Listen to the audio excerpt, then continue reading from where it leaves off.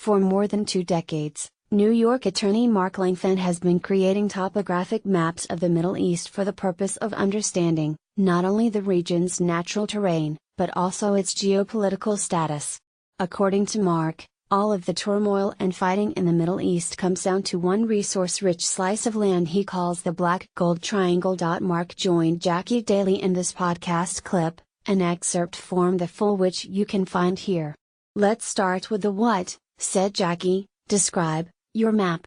What jumps out at you about this, what looks like a standard topographical map of the Middle East?"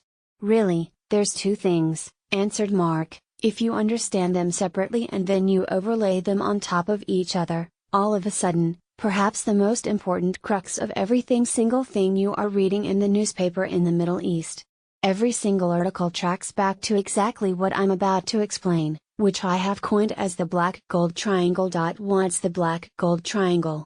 Mark began his self-funded map project in an effort to help Israel. The issues of the Middle East are complex and multifaceted. The maps serve as a tool to help explain the realities and put them into perspective, an important means of presenting issues to Congress and American and Israeli Jews, he told the Jewish News Service.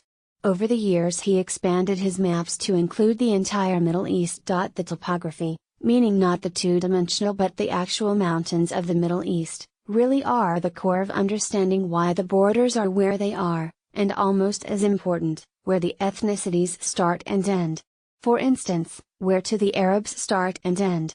And where do the Persians begin? Where do the Kurds begin and where do they stop? Once you understand the topography, all the lines you see on your 2-dimensional maps become understandable. Looking at one of his maps, Mark pointed out that almost all of the oil in the regions comes from a small triangle that is formed by the Tigris and Euphrates rivers and straddles Iran, Iraq, and Saudi Arabia.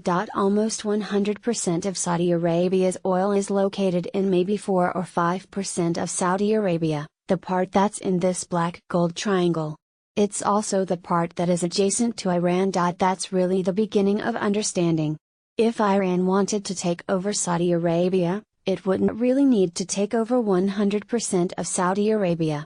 It would only really need to control the 5%. Here is an example of one of Mark's maps below, courtesy of marklangfand.com. Listen to the podcast above to learn more. See more from Jackie on the Blaze contributors and listen to the Jackie Daily Show live Sundays 2 p.m. to 4 p.m. ET on the Blaze Radio Network.